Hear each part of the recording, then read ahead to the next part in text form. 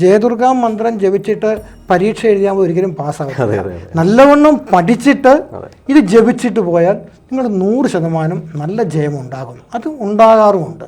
ജപത്തിൻ്റെ പ്രാധാന്യം നമ്മളെല്ലാവരും ഈ പറയുന്ന രാമനാമങ്ങളും ജപവും എല്ലാം ഓൾമോസ്റ്റ് പല മലയാളീസും അല്ലാത്തവരും ഡെയിലി നിത്യേന ലൈഫിൽ ചെയ്യുന്നതാണ്.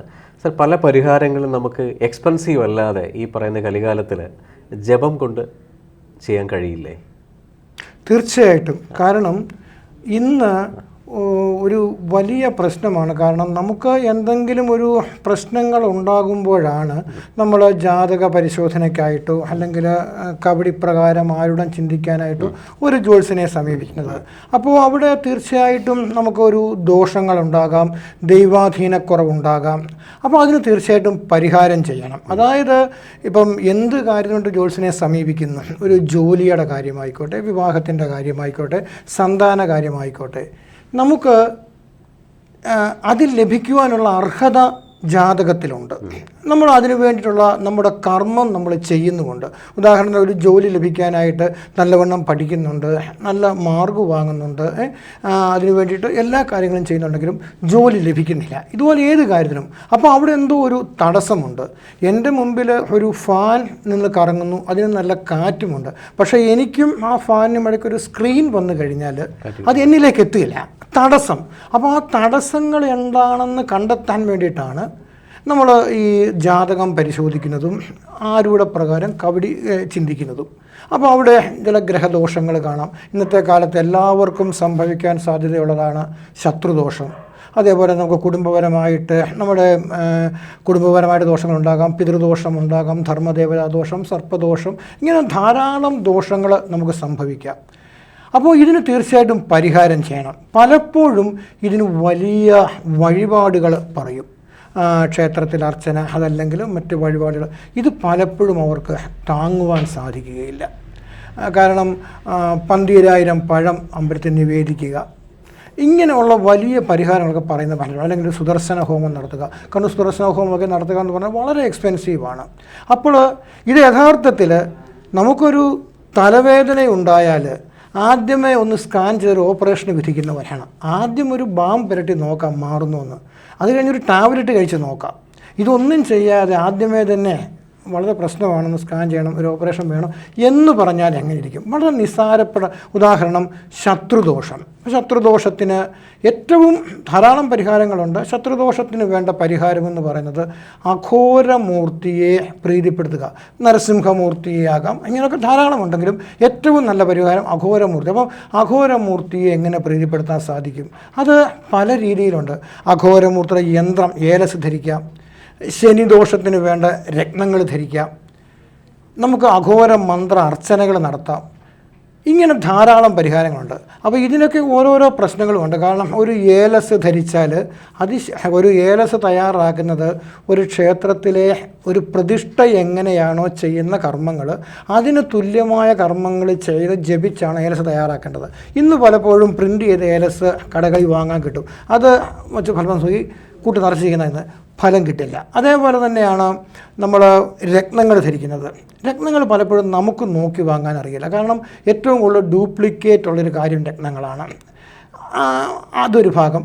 പിന്നെ നമ്മൾ അർച്ചനകൾ നടത്തുന്നു. ഞാൻ മുൻപൊരിക്കൽ പറഞ്ഞതുപോലെ ഈ അർച്ചനകൾ പൂർണ്ണമായിട്ടും ക്ഷേത്രത്തിൽ നടത്തുക അസാധ്യമാണ്. കാരണം അത് പ്രായോഗിക ബുദ്ധിമുട്ടാണ്, അത്രയും വലിയ ജപങ്ങളൊക്കെ ചെയ്യുന്നത്. അപ്പോൾ ഇതിന് ഏറ്റവും നല്ല മാർഗം നമ്മൾ സ്വയം ചെയ്യുക എന്നുള്ളതാണ്. പക്ഷേ സ്വയം ചെയ്യുക എന്ന് പറയുന്നത് അത്ര പെട്ടെന്ന് ചെയ്യാൻ പറ്റുന്നൊരു കാര്യമല്ല. കാരണം അതിന് നമുക്ക് നാമം എങ്ങനെ വേണമെങ്കിലും ജപിക്കാം. ഹരിനാമകീർത്തനത്തിൽ പറയുന്ന ഋതുവായ പെണ്ണിനും ഇരപ്പെന്ന് ദാഹകനും ആർക്കും നാമം ജപിക്കാം. പക്ഷേ ജപം എന്ന് പറയുന്നത് നമുക്ക് ആ ദോഷകരമായിട്ട് നിൽക്കുന്ന ദേവതയെ ഉപാസിച്ച് ചെയ്യേണ്ട കാര്യം. അപ്പോൾ പഞ്ചശുദ്ധികൾ പാലിക്കണം. അതിലേറ്റവും ഇന്ന് പാലിക്കാൻ പ്രയാസമുള്ള ആഹാരശുദ്ധിയാണ്. പലർക്കും അത്, പക്ഷെ അതിനൊക്കെ ഉണ്ട് ഭാഗികമായിട്ടെങ്കിലും ശുദ്ധികൾ പാലിക്കണം. ആഹാരശുദ്ധി നമുക്ക് ആ ജപസമയത്ത് ഒഴിവാക്കിക്കൊണ്ടൊക്കെ ചെയ്യാൻ പറ്റും. അപ്പം കഷ്ടപ്പാടെന്ന് ഞാൻ പറഞ്ഞത്, നമ്മൾ ഈ കഷ്ടപ്പാടെന്ന് പറഞ്ഞാൽ നമ്മുടെ സുഖങ്ങൾ വേണ്ടെന്ന് വെക്കുന്നതാണ് കഷ്ടപ്പാട്. അപ്പോൾ നമ്മൾ കഷ്ടപ്പെട്ട് ഒരു പ്രവൃത്തി ചെയ്താൽ അതിന് ഫലം വളരെ കൂടുതലായിരിക്കും. നമുക്കിവിടെ സുബ്രഹ്മണ്യൻ്റെ ക്ഷേത്രങ്ങൾ ഇല്ലാത്തത് കൊണ്ടല്ല നമ്മൾ പഴനിയിൽ പോകുന്നത്, അല്ലെങ്കിൽ അയ്യപ്പ ക്ഷേത്രം ഇല്ലാത്തത് കൊണ്ടല്ല ഇവിടെ നിന്നൊരു ശബരിമല പോകുന്നത്. നമ്മളൊരു കാര്യം കൂടുതൽ അർപ്പിച്ച് വ്രതം എടുത്ത് കഷ്ടപ്പെട്ട് ചെയ്യുമ്പോൾ അതിന് ഫലം കൂടുതലായിരിക്കും. അപ്പോൾ അതേപോലെ നമ്മൾ നല്ലവണ്ണം കഷ്ടപ്പെട്ട് നമ്മുടെ സുഖങ്ങളൊക്കെ വേണ്ടെന്ന് വെച്ചിട്ട് കുറച്ച് സമയം നല്ലവണ്ണം ജപത്തിലേക്ക് തിരിഞ്ഞാൽ നമുക്ക് യാതൊരു വിധമായിട്ടുള്ള പണച്ചെലവും ഉണ്ടാവുകയില്ലെന്ന് മാത്രമല്ല, കാരണം കലികാലത്തിൽ ഏറ്റവും വലിയ ദോഷപരിഹാരം ജപമാണ്. അപ്പോൾ 100% ഫലമുണ്ടാകും എന്നുള്ള കാര്യം ഉറപ്പാണ്. പക്ഷേ ഇത് എങ്ങനെ ജപിക്കണം? ഇത് ശരിക്കും ജപിക്കാൻ ഒരു മന്ത്രോപദേശം ലഭിച്ചയാൾ ഉപദേശിച്ച് തന്നു വേണം ജപിക്കാനായിട്ട്. നമ്മൾ ഏതെങ്കിലും ഒരു ചാനലിൽ കണ്ടിട്ടൊരു മന്ത്രം കണ്ടിട്ടോ അല്ലെങ്കിൽ ഒരു പുസ്തകത്തിൽ നിന്ന് വായിച്ചിട്ടോ എടുത്ത് ജപിച്ചാൽ ചിലപ്പോൾ വിപരീത ഫലങ്ങളുണ്ടാകും. ഒരു ഓം നമഃശിവായ എന്ന് നമ്മൾ ജപിക്കുമ്പോൾ നമ്മൾ ശിവനെ നമിക്കുന്നു എന്നാണ് അർത്ഥമാക്കുന്നത്. ഒരാൾ പുസ്തകത്തിൽ നോക്കി പകർത്ത് എഴുതുമ്പം ഒരക്ഷരം എന്നൊരക്ഷരം വിട്ടുപോയാൽ ഓം നശിവായ എന്നായി പോകും, നശിച്ചു പോകണമെന്നായി പോകും. അപ്പോൾ മന്ത്രങ്ങൾ ഒരിക്കലും അക്ഷരത്തെറ്റ് വരും. അതുകൊണ്ടാണ് ഒരു ഗുരുപദേശത്തിൽ കൂടി ചെയ്യണമെന്ന് പറയുന്നത്. അപ്പോൾ അങ്ങനെ ഒരു ഗുരുപദേശം, അപ്പോൾ ഗുരുവിന് തീർച്ചയായിട്ടും അതെങ്ങനെയൊക്കെയാണ് ജപിക്കേണ്ടത്. അതേപോലെ തന്നെ ഓരോ മന്ത്രം ജപിക്കുമ്പോഴും അതിൻ്റെ ഋഷി ദേവതാ ഛന്ദസ് അത് ജപിച്ച് വേണം ജപിക്കാനായിട്ട്. ഇങ്ങനെയുള്ള കാര്യങ്ങൾ നല്ലൊരു ജ്യോതിഷനെ കണ്ടാൽ തീർച്ചയായിട്ടും അദ്ദേഹത്തിനത് പറഞ്ഞു തരുവാൻ സാധിക്കും. നമുക്ക് ദോഷമായിട്ട് ഏത് ഗ്രഹമാണോ നിൽക്കുന്നത് ആ ഗ്രഹദേവതയെ ഉപാസിച്ച് നമ്മൾ അല്പം കഷ്ടപ്പെട്ട് ദിവസം പരമാവധി ഒരു 15 മിനിറ്റ് ചിലവാക്കി ജപിച്ചാൽ നമ്മൾ വേറെ വലിയ പരിഹാരങ്ങളൊന്നും തന്നെ ചെയ്യേണ്ട കാര്യമില്ല. നമുക്ക് അങ്ങേയറ്റം ഗുണങ്ങൾ ലഭിക്കുകയും ചെയ്യും. പക്ഷേ ചില കാര്യങ്ങൾ, ഇപ്പം ഒരു പിതൃദോഷം കണ്ടു, അല്ലെങ്കിൽ ഒരു ധർമ്മദേവതാ ദോഷം കണ്ടു, ഇങ്ങനെയുള്ള കാര്യങ്ങൾക്ക് നമ്മൾ ധർമ്മദേവതാ ദോഷം കണ്ടു കഴിഞ്ഞാൽ ധർമ്മദേവ ക്ഷേത്രത്തിൽ പോയി തൊഴുക തന്നെ വേണം. അല്ലെങ്കിൽ പിതൃദോഷം കണ്ടു കഴിഞ്ഞാൽ നമ്മൾ പിതൃപൂജ ചെയ്യുക, അങ്ങനെയുള്ള കാര്യങ്ങൾ ചെയ്യണം. ഇതല്ലാതെയുള്ള ഏതുവിധ ദോഷങ്ങൾ, അതായത് വിവാഹത്തിന് തടസ്സമാകട്ടെ, സന്താനത്തിന് തടസ്സമാകട്ടെ, പരീക്ഷാ വിജയമാകട്ടെ, തൊഴിൽ തടസ്സമാകട്ടെ, ഏതിനും തൊഴിൽ തടസ്സമാണെങ്കിൽ നമ്മുടെ കർമ്മസ്ഥാനത്ത് നിൽക്കുന്ന ഗ്രഹം ദോഷകാരിയാണോ അല്ലെ കർമ്മസ്ഥാനാധിപൻ ദോഷകാരിയാണോ, ഇപ്പോൾ ഏത് ദശാപഹാരങ്ങളാണ്, അതൊക്കെ ചിന്തിച്ചിട്ട് അത് മനസ്സിലാക്കി ആ ദേവതയെ ഉപാസിച്ച് ജപിച്ചാൽ ആ ജപം കൃത്യമാണെങ്കിൽ വളരെ പെട്ടെന്ന് അതിൻ്റെ ഫലം കിട്ടും.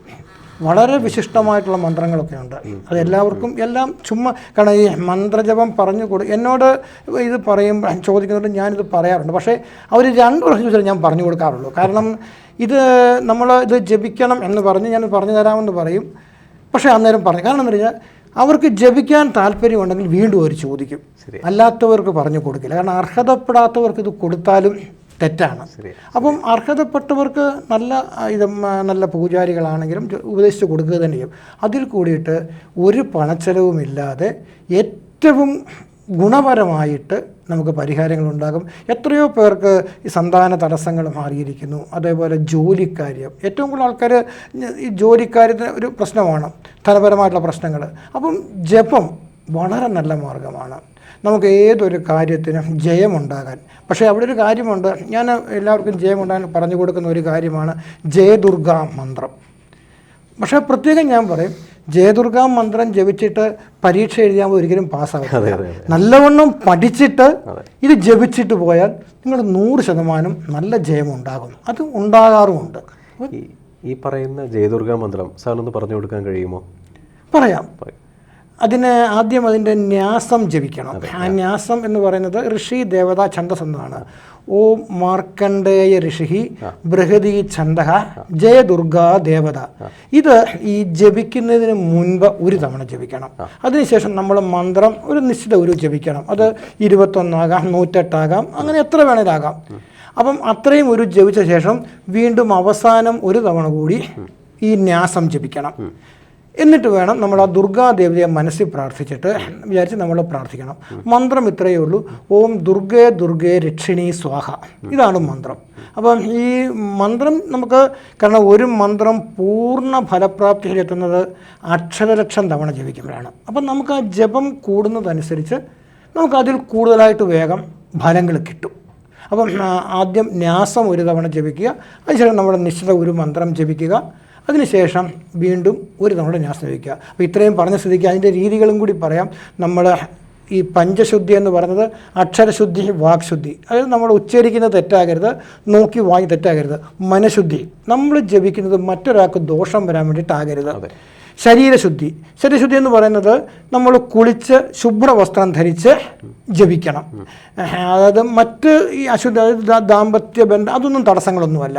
അതേപോലെ ഈ ആഹാരശുദ്ധി, അപ്പം പൂർണ്ണമായിട്ട് നോൺ ഒഴിവാക്കാൻ ഒക്കില്ലെങ്കിൽ ഈ ജപസമയത്തിന് ഒരു 6 മണിക്കൂർ മുൻപും 6 മണിക്കൂർ പിൻപുമുള്ള ആ 12 മണിക്കൂർ നോൺ ഒഴിവാക്കുക. അപ്പോൾ ആ രീതിയിൽ നല്ലവണ്ണം നമ്മൾ പ്രാർത്ഥിച്ചാൽ, അപ്പോൾ നമ്മൾ പതിവായിട്ട് ജപിക്കുന്ന നാമങ്ങളൊക്കെ ജപിക്കുകയും ഗണപതി, ഇഷ്ടദേവത, നമ്മുടെ ഗുരുകാരണന്മാരൊക്കെ മനസ്സ് വിചാരിച്ച് അതിന് ശേഷം വേണം ജപിക്കാൻ. നല്ലവണ്ണം ജപിച്ചാൽ, ഇപ്പം ഒരു പരീക്ഷ എഴുതാൻ പോകുന്ന വിദ്യാർത്ഥി അല്ലെങ്കിൽ ഒരു ജോലിക്ക് ഇൻ്റർവ്യൂവിന് പോകുന്നൊരു വ്യക്തി ഉറപ്പായിട്ടും ജയമുണ്ടാകും നല്ലവണ്ണം ചെയ്തു കഴിഞ്ഞാൽ. എന്തായാലും ഈ പറയുന്ന ഇന്നത്തെ ഈ ഒരു ടോപ്പിക്കിനകത്ത് വളരെ പ്രസിദ്ധമായി സാറ് പറഞ്ഞു കൊടുത്ത ജയമന്ത്രം, ജയദുർഗാ മന്ത്രം എന്ന് പറയുന്നത് എല്ലാവർക്കും വളരെ എഫക്റ്റീവ് ആയിരിക്കും. കാരണം ഓരോ കാര്യങ്ങൾക്ക് ഇറങ്ങുന്ന സമയത്തും ഈ ജയദുർഗാ അതേപോലെ ഒരു കാരണം കൂടെ ഉണ്ട്. ഇത് ഈ പലപ്പോഴും സ്ത്രീകൾക്ക് ഈ അശുദ്ധി ഉണ്ടാകുന്ന സമയത്ത് എന്ത് ചെയ്യും, അതൊരിക്കലും തനിക്ക് നാച്ചുറലായിട്ട് വരുന്ന തടസ്സങ്ങളല്ല, അത് പിന്നെ കണ്ടിന്യൂ ചെയ്താൽ മതി. പക്ഷേ നമ്മുടെ മടി കൊണ്ടോ അലസത കൊണ്ടോ തടസ്സങ്ങൾ ഉണ്ടാകരുത്. അങ്ങനെ ചെയ്താൽ വീണ്ടും ഒന്നേന്ന് ആരംഭിക്കണം. ഈ ജയദുർഗാ മന്ത്രം എന്ന് പറയുന്നത് എല്ലാ പ്രായത്തിലുള്ളവർക്കും ഉപയോഗിക്കാൻ കഴിയും, തീർച്ചയായിട്ടും കുട്ടികൾക്കുൾപ്പെടെ. തീർച്ചയായിട്ടും. അപ്പോൾ സാറിൻ്റെ ഈ ഒരു ഇൻഫർമേഷൻ വളരെ വലുതാണ്. കാരണം പഠിക്കുന്ന കുട്ടികൾക്ക് എന്നും അവരുടെ കോൺഫിഡൻസ് കൂടുന്നതിന് വേണ്ടി. കാരണം മന്ത്രജപത്തിൽ പലർക്കും ഉണ്ടാകുന്നൊരു പ്രശ്നമാണ്, ഈ പലപ്പോഴും തടസ്സങ്ങളുണ്ടാകും. അത് സ്ത്രീകൾക്ക് കണ്ടിന്യൂസ് ആയിട്ട് ജപിക്കാൻ സാധ്യമല്ല. അതേപോലെ തന്നെ പുലവാലായ്മകൾ ഉണ്ടാകുമ്പോൾ, അപ്പോൾ നാച്ചുറലായിട്ടുണ്ടായി വരുന്ന തടസ്സങ്ങൾ ഒരിക്കലും തടസ്സമല്ല. നമ്മുടെ മടി കൊണ്ട് അലസത കൊണ്ടൊക്കെ മുടങ്ങിപ്പോയാൽ വീണ്ടും അത് ഒന്നേന്ന് ആരംഭിക്കണം. പക്ഷേ നമുക്ക് ഈ പ്രകൃതിദത്തമായിട്ട് ഇപ്പം സ്ത്രീകൾക്ക് പീരീഡ്സ് ടൈമിലൊക്കെ വരുന്ന തടസ്സങ്ങൾ അത് ശുദ്ധിയായ ശേഷം വീണ്ടും കണ്ടിന്യൂ ചെയ്താൽ മതി, അത് തടസ്സമല്ല. അപ്പോൾ അങ്ങനെ ജപം പൂർണ്ണമാക്കിയാൽ തീർച്ചയായിട്ടും അത് വളരെ ഗുണകരമായിട്ട് ഭവിക്കുക തന്നെ ചെയ്യും. അങ്ങനെ ഇതിന് പകരം ജയദുർഗാ മന്ത്ര അർച്ചനയൊക്കെ കഴിക്കണമെങ്കിൽ പലപ്പോഴും ദുർഗാക്ഷേത്രങ്ങൾ വളരെ കുറവാണ്.